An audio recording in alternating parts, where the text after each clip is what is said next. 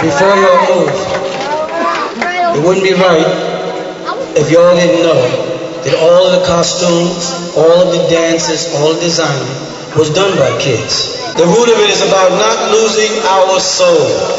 Been away from Mother Africa so long and been poisoned by so many different types of music and so many different types of corruption of music, sampling and all kind of crazy things that they're calling music today, that the generation is gradually losing its salsa, its soul.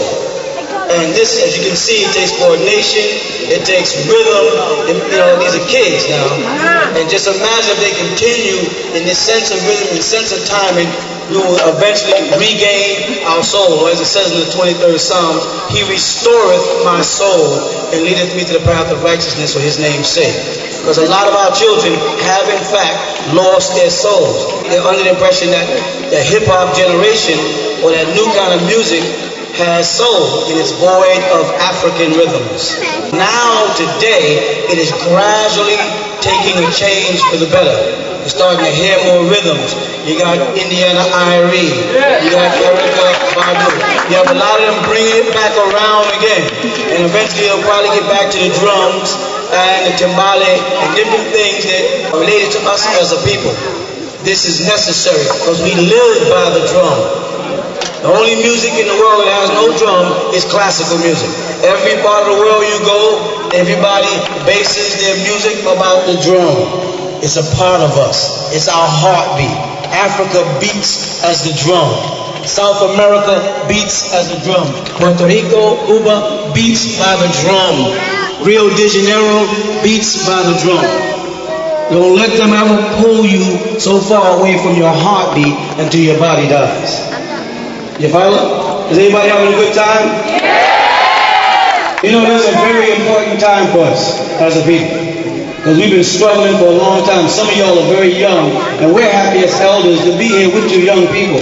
But a lot of y'all don't know what we went through to get this far.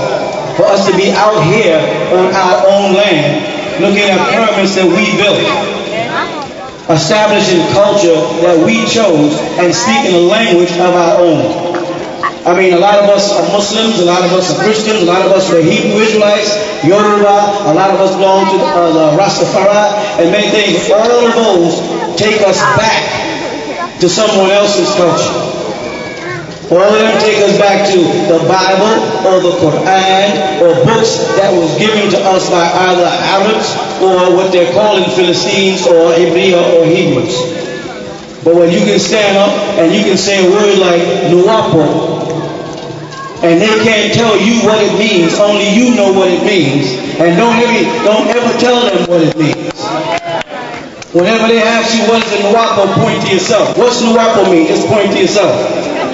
Don't ever give them a definition, because then they can't ever enter it into the dictionary. They can't ever enter into the dictionary. They can't ever teach the world what you are. They'll have to come to you to find out what you are.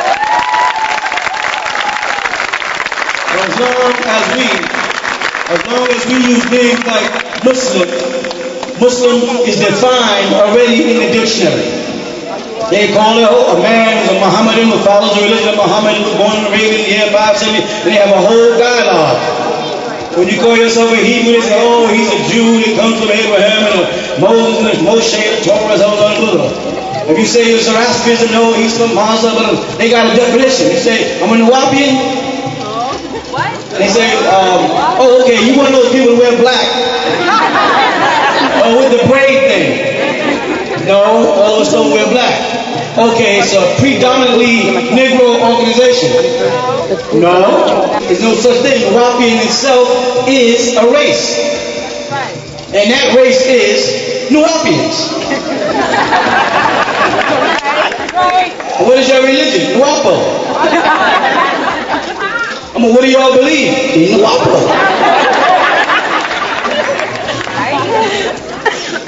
Who is your God? God. Do you believe in Allah? Do you believe in Jehovah? Do you believe in Jesus? We say all of the above. Depending on what language you're speaking to me and whatever you're trying to convince me, if it makes sense and it's factual, I'm cool. When it starts getting silly, I don't want to be bothered. We start telling me that God came to earth and had sex with a woman and gave birth to a son, I don't want to be bothered. We told me Muhammad rode a funny donkey to heaven, I don't want to be bothered. If you told me that Muhammad and Jesus and all of them were part of a greater all, I'm cool. If you tell me that all of them were aspiring for peace in the world, I'm cool. If you tell me that Muhammad spread his religion by a sword, I don't want to be bothered. It's not my business. I don't care. They're very concerned about the fact that we have decided to make our own decisions. They're very concerned about the fact that you've decided to educate your children about self and kind. They will fire you from a university if you don't follow a dialogue. They tell a doctor and a lawyer exactly what he's supposed to give a patient. And if a doctor decides that I disagree what the medical profession says is healthy, and I want to go back and use herbs, they call him a witch doctor. You follow that? And take away his license. If a lawyer decides that he wants to fight all constitutional cases, you follow? They'll call him a heretic. And they'll take away his license. They'll debar him. If a professor decides, I want to teach the truth about Columbus and the truth about Egypt. I want to teach the truth about Puerto Rico. I want to teach the truth about Cuba. Follow? We can't send our kids to school. We can't send our kids to the mosques. We can't send our kids to churches. We can't let them hang out in the clubs. We're backed in the corner. But then, when we decide to do something like this, they want to destroy us also. They don't have anything to offer us.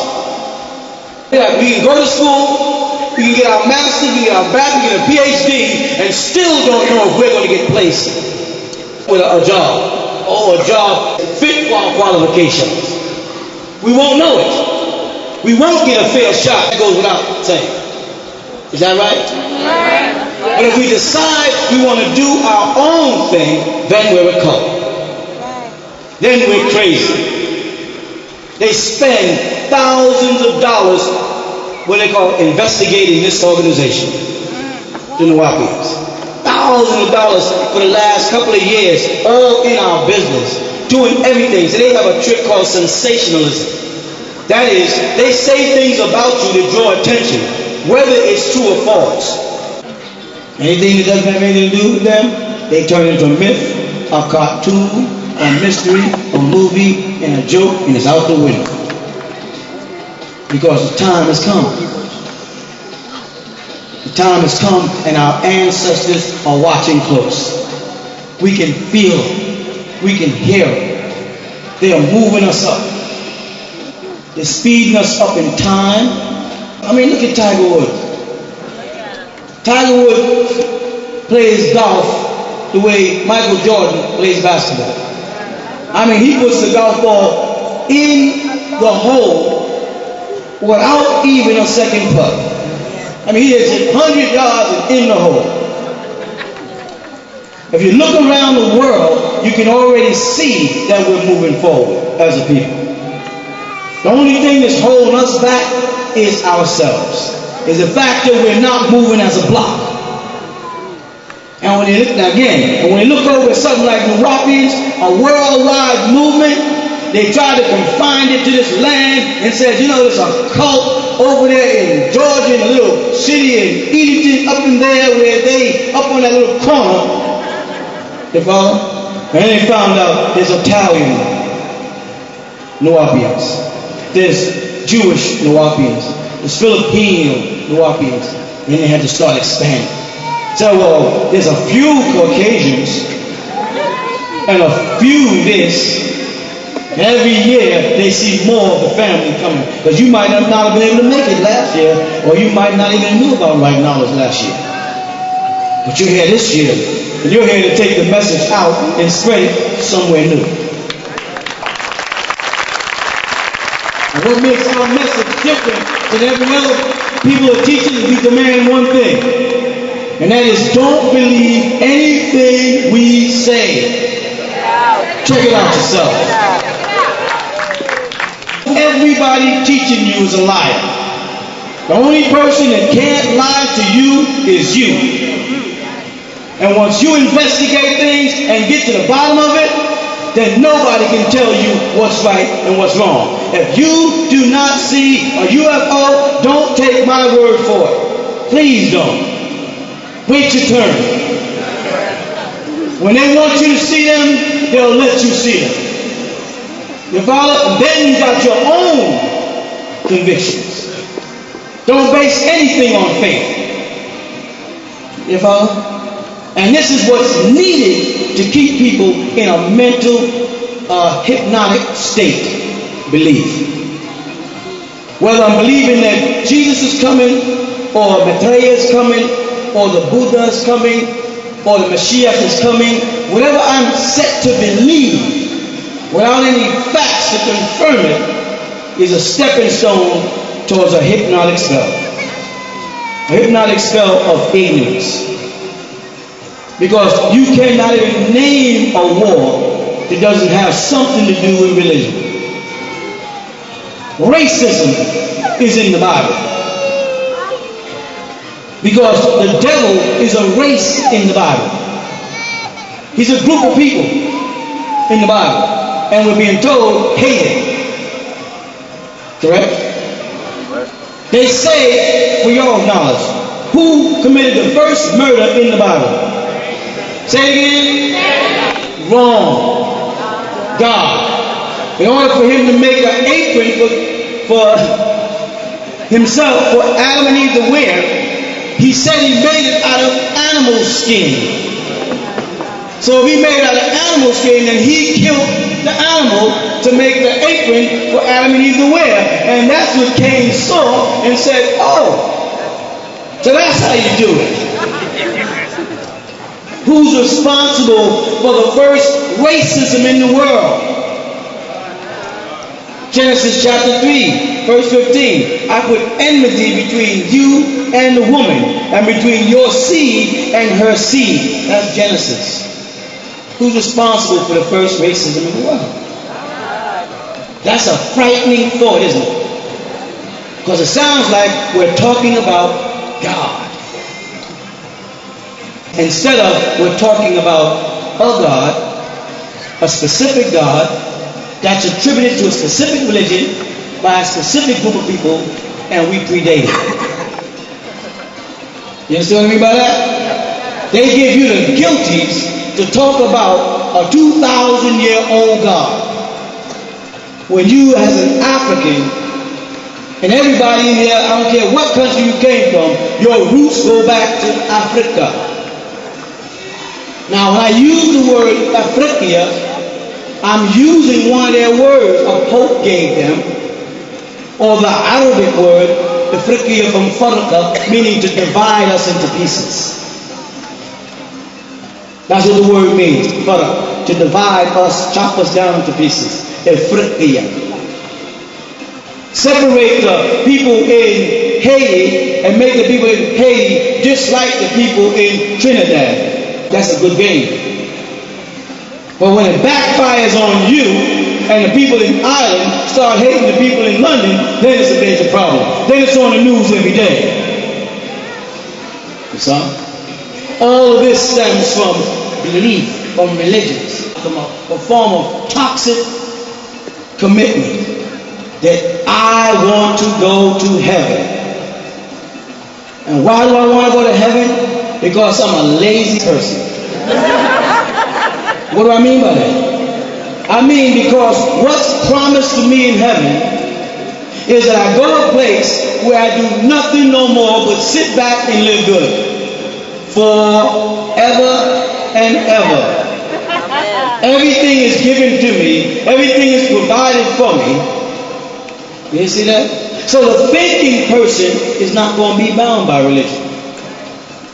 And the zombie makers are going to call the thinking person a cult leader. Because he says, like myself, don't believe anybody, check them out. If they ask you something, they start preaching to you, ask them to explain it. When I meet a Muslim, my first question is, how long have you been Muslim? You follow? I've been Muslim 10 years. You speak the Arabic classical language. If not, why not? Why didn't the first thing you do is learn the language of the very God that you intend to worship? When I meet a Hebrew Israelite, I ask the same thing. Do you speak Hebrew? If you walk up to me and you tell me your religion, first thing I want to know, is there a holy book? There's a holy book. I want to know what language it was in, and I want to know, do you read that language? If not, there ain't nothing you can tell me about your religion. Because all you're going to tell me is what Yusuf Ali from Pakistan translated, or what Maulana Muhammad Ali from Lahore translated. And I'm not interested. I want you to explain to me in the language of the God that sent it down to you, so I can get to the muscle, the roots of what things mean. But when you get down like that, you say to a person, in the Quran, what did Allah mean by this? Or in the Bible, what did He mean by Elohim? Why is it plural? They can't tell you. But they need faith. They'll say, you need faith. Your problem is you don't have any faith. You don't have any belief. Person tell me my brother Haile Selassie is the Lion of Judah. I say, I want to hear him say it. I hear you saying it, and it could be true. I'm not saying it ain't true because you're saying it. I'm saying, show me somewhere where he says it. A tape? A video? Don't give me no book now, but someone else can wrote the book. You know what I'm saying? Show me somewhere where my brother himself says, I am Christ. Don't start saying, well, because he had this, and because Psalm says this, and because he had this. Because I know what you're trying to do. You're trying to put a spider web on my brain. By saying, because of this, because of this chapter, because of this verse. No, I don't want no chapter, this verse, my butt. I want to hear Haile Selassie say it himself. I heard Yahweh ben Yahweh say it. He said, I am Yahweh ben Yahweh. I am Yahweh ben Yahweh. I am a son of God. Everybody got uptight about that. I'm like, so are all of us. I mean, what's so deep about it? I think something so deep about him saying he's the son of God. Aren't we all children of God? Right. No. But if you're telling me that you are the son, Bar Ben, which is in Hebrew and Aramaic, Bar Ben, of the source that created the boundless universe, and you can say that, I'm going to start asking you another question. How and when? When, because when he did it places him in time, or her, or it, in time.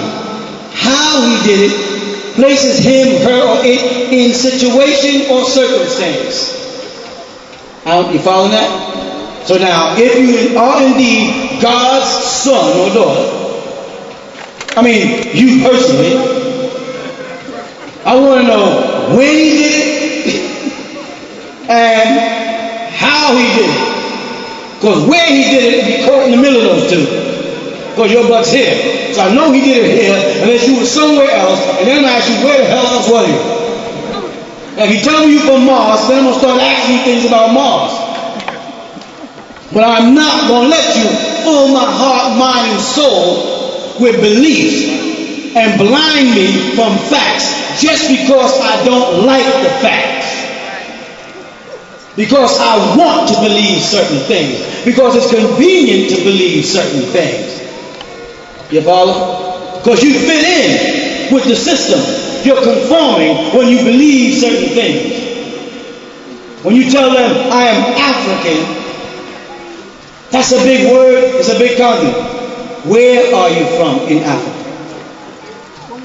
That's somebody. You're from Ethiopia. Which part of Ethiopia? Ethiopia. And Ethiopians don't call it Ethiopia, by the way, but go ahead. Where from? Eritrea? I know that. I know you. But, you know, I understand what you're trying to say. I'm not really going to misask you, because we can do that. And the same thing I said, where and when we started coming, you said, where in Africa? What tribe? What village? And as you tie into that, you follow? It's easy to say, we all Africans. Where you from? I'm Nubian. What part of Nubia? People don't know there's places in Nubia, tribes in Nubia. What tribe do you belong to? I had a guy told me, I'm from the Asaru tribe. He said, from the Asaru tribe and the Danakil. You're from the Asaru tribe and the Danakil? That's like saying I live in Florida. I'm from Florida and I'm from New Jersey. You know what I'm saying? And, how can you, okay, is your mother from Florida and your father's from New Jersey? And that makes sense. And then again, when and where did they meet and how did you come about? You follow what I'm saying? Now, nobody likes me because of that. Muslims don't like me because I ask questions. Christians don't like me because I ask questions. Jews don't like me personally, because I ask questions. And I ask questions that they don't want nobody to ask them. Because I bother people. And I've taught y'all to bother people. And now you go to your country and someone to ask you a question. They go ahead. Muhammad was the last prophet? Yeah. Says who? They said the Quran. Who received the Quran? Muhammad. Oh. I mean, that makes sense. Now show me somebody other than Muhammad's followers. You know what I'm saying? Somebody else who says he's the last prophet. You know what I'm saying? Jesus is Lord and Savior, God's Son. Right? Okay, cool. Who said so? Christians. Who other than Christians say so? You follow? We're back to the words authentic, authority, and author. I've been telling you about those for years. Those three words are deep. Authentic, authority, and author. They got a picture. Now, some take a great person out of history, anybody, in the past. Don't say Jesus is Christian. Who? Abraham, like Abraham Lincoln, or because he's both of them in the past, or Abraham in the Bible. Abraham in the Bible, Abraham, as we call him. All right. Say you're an artist, and you decide that you had a dream, and in your dream, Abraham came to you, and you saw his face as clear as day in your dream. And as an artist, you went and drew Abraham's face and made it public. Correct? If that's the first time that picture was ever drawn, regardless of whether people accept it or not, you follow? Once they see it and it's implanted in the subconscious mind, it's there forever. And even if they say, I saw a picture that a guy drew of Abraham, but it wasn't really him, the picture still comes to their mind forever. That's what they did with God. They have placed in your mind a picture of God through Michelangelo in the Sistine Chapel drawing one of his relatives. You follow? And though it varies, you want to play the game? You want to play the game with me? Yeah. Though it varies, watch this. Jesus Christ. Jesus Christos. Get a picture in your mind. Almost 90% of the room got the same picture. Because someone beat us to the punch. You follow that? And they put the picture in our mind that does not look like us. Dig that? And if you go out and draw a picture that looks like you, like they had this whole conspiracy thing going about the black Jesus picture, what happens? You're a racist. If you have a philosophy that doesn't agree with theirs, you're a cultist. If you have a political view, you're non-reformist and potentially subversive and militant, and you must be destroyed. And it's the life we live. And I'm saying we must become authors. Here's a sad part about what I'm saying. We must become authors of everything from fiction to novels, to facts. Not just all facts. We have to start writing the fictions for our kids too. Because the fictions hit them before the facts. They learn more about Santa Claus and rabbits for Easter before they learn geography. Geography catches us way down the line, all right? We got to start writing and creating our own superheroes for them. We got to get our own fiction. We got to get our own Sam, I am Sam. You understand? And get there ahead of them. You got to start getting your own pictures of God in your mind.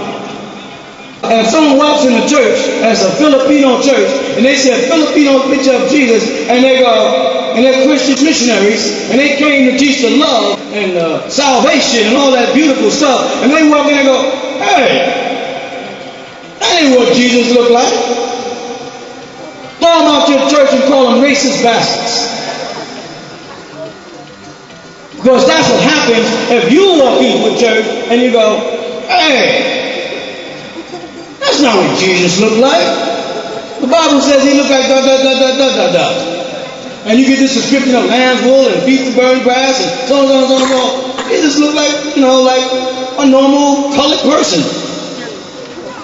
I'm not saying Jesus looked like he was from Congo, but he didn't look like that. He didn't look like he was from Ireland either. You know what I'm saying? So take that picture down. That's wrong. They will arrest you. So the war is a subtle war. You follow? We got people here gathering, and we gather every week, and it's spreading across the world because it's being done through literature. And I'm not writing about what they want to hear. I'm not saying anything they like. When I say they, don't mistake me to think I'm talking about white folks. I'm talking about dumb folks. The race of dumb folks is worse than whites and blacks. That's a whole nother race called dumb folks. But they don't know what the hell they are. And they're caught in between identity and unidentity. And they are they're on my side when it sounds good to them, and on somebody else's side when it sounds good to them. They're the worst people out there. They're the cult busters. They don't really belong to any specific church. They just go around breaking up cults. You know what I'm saying? They don't really, it's a cult. Them wu-nuwaupians are a cult. You say, can I ask you what wu-nuwaupian mean? They can't even tell you. Do you understand what a wu-nuwaupian's purpose is? You understand what we're doing? Well, for all intents and purposes, if you believe in Christianity, we're being born again. You know what I'm saying? We've decided to be born again. Though we are already in the flesh and already adults, we've decided to be born again. We've decided to become brainwashed. They say, what? That's the first thing they say. You've been brainwashed. Right. That doggone Malachi got you brainwashed. Right. And I hope he uses a lot of detergent. Because I need to get 400 years of filth washed out of my brain. What is wrong? See the trick they use? What is wrong with being brainwashed? You wash your butt every day. You wash your clothes, I hope. Do you ever think that the things that you absorb from the media every day, the commercials, the filth, needs to be washed out your brain with something else? A detergent called facts. Like it or love it, it's a fact. Like it or leave it. You got facts or facts. And when you read right knowledge deals with facts. Like I said, you may not like us. When it leaves facts and goes into something that you can't grasp, don't touch it. Don't just go pick up a book on the science or the man from Planet Risk and be walking around with a man from Planet Risk and saying, this is deep stuff. If it's deep, you ain't supposed to have it. Anything too deep, is going to drown you, stupid. Go back to a book that makes sense to you and start there. You understand? You guys say, you want to have a question? Me too, I laugh most of the time, believe it or not. Anybody want to ask me a question? Yes. Recently they were talking about how they're going to try to pull the earth away further from the sun because the sun was getting bigger and the earth was moving closer to it, and they want to start using asteroids and comets pull it away. Right. All right. You want to know what I think of that? Bull. This universe is a mass. The planets are all locked in orbit. There's forces keeping everything in fit form. If they break that pattern, they have what's referred to as a star holocaust, which means all the planets will be drawn toward the sun. The magnetic power of the sun and the rotating moons is what keeps this thing in what they call a solar system. Solar, sun, systematically revolving and rotating. Everything is perfectly balanced. That's why they taught myself and you in school, if I'm standing on the ground, wherever my weight is, an equal amount is being pushed up. Levity, gravity. They taught us about forces, centrifugal. If they move the planet Earth out of its orbit, you follow? Inevitably, you'll be hit by meteorites. Inevitably, you'll be drawn towards the sun. You move the planet an inch closer to the sun. You follow? It'll pull Earth towards the other planets, and as Earth is moved, you got Mercury, Venus, Earth, Mars, Jupiter, Saturn, Uranus, Neptune, and Pluto. They'll start being pulled one after another towards the sun, called a star holocaust. What they're trying to tell people is it's inevitable that the planet will be hit by a meteorite one day. Correct? And so we should be prepared to move out the way. That's really some dumb to say. But that's assuming you know exactly where it's coming from, first of all. Because if you're going to attack jets to the planet, you have to already know in which direction it's coming in order to put the jets on the other side in order to move it away. You imagine the kind of jet propulsion you need to move a planet that's 6 sextillion tons in weight? You follow? They have gotten to the point now where they realize that they can tell us daggone near anything and we believe it. Because who questions it? And if you go into the computer and say something, you leave an email. You're not directly debating with the astronomer who makes this crazy statement. You can't go back and say, oh, well, excuse me, so he goes, no. If you go into one of their chat room, they have it hooked up where you can't get your questions in. You follow? So don't fall for that. It doesn't make sense. And they know very well they're going to shift this planet out of orbit and not cause a star holocaust. No way. They are stuck here. They're trying like heck to get to other planets because they see that this planet is on its way out. It's dying. It's a dying planet. They didn't drain it. They're killing it. You know, they messed up the ozone layer. They messed up the water. They messed up the air. They messed up people's brains. And they see there's a dying planet, John. But it ain't dying for you. It's only dying for them. Good night. Hold on, Pop.